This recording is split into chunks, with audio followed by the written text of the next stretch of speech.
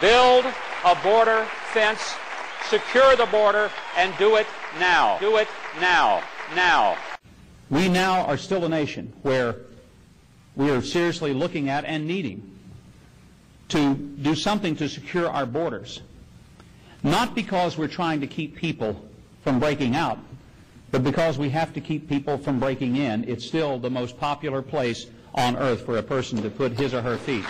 And quite frankly, the American people are less interested whether we're left, right, liberal, conservative, Republican, or Democrat. What they want to know, not are we this side or this side, they want to know, are we vertical? Are we going to take them up? Are we going to take them down? And they will elect and support the ones who will lead them up to fix the real problems we face in this country. And if that's not what we are about, we not only won't win, we won't deserve to win. It really is about coming to the issues that Americans care about and saying, here's how we're going to fix it. The reason that a lot of people are angry with Congress is because for over 20 years they've sat on their hands while our borders have become wide open. And now it's more difficult to get on an airplane in your hometown than it is for an illegal to cross the border on an international line. And people are saying, what are you going to do about it? Secure the border. I don't think we're upset with the immigrants. My goodness, if I lived anywhere else on earth, I'd want to come here too. We're not upset with them. We're upset with our government, who throws up its hands and says, we just can't do anything. You know, it's amazing to me. They'll say, well, how do we fix this? Well, start by doing the same thing you did to me at the airport. You make me go through a bunch of lines to get through. You know, I'm the governor of my state for 10.5 years, and I go to the airport in Little Rock, and they say, hi, Governor, how you doing? I'm doing fine. Got some bags, Governor? Yes, sir, I need to check them through. Oh, by the way, Governor, can we see your photo ID? Thought you just had it. You just told me who I was. But I do that because that's the law. And my point is that then they'll say, well, we don't know how to keep up with these folks. Well, ladies and gentlemen, I'll order something off Amazon.com, and they can keep up with it by FedEx and UPS from the time it leaves the warehouse till the time it arrives on my doorstep. I finally decided if I become president, and with all the resources of the federal government, if they say we can't keep up with people, we'll just outsource this to FedEx or UPS. They'll do a good job of keeping up with everybody. Border. Why are we not building this? What's going on? What have we sold out? Why is Ramos and Campion still in jail? I have no idea. It's embarrassing that these people were put in prison for doing their jobs. And what they should have been given is a medal, not a prison sentence. It's an outrage. We ought to be building a secure border. I want to be very clear. I don't begrudge that people want to come to this country. Glenn, I've said many times, I want to say it again, I thank God every day that I live in a country people are trying to break into, not one they're trying to break out of.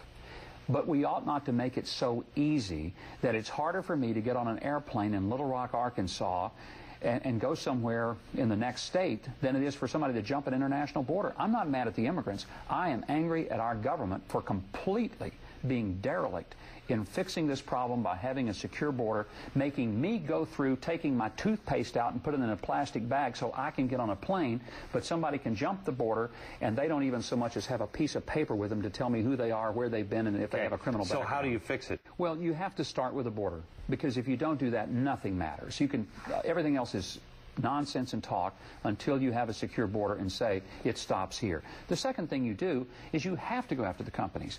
You're not going to get illegals who don't even speak the language to just lift their hand and say, by the way, I'm here illegally. What you do is you say, if you employ people, you have to know who they are, and they have to have verification of their citizenship or their legal status.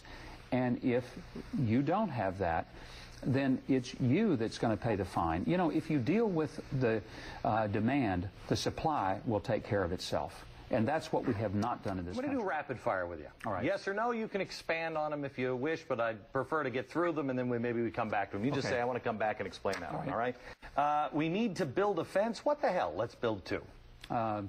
You mean two on the borders? North and south? Yeah, north and south. Yeah, absolutely.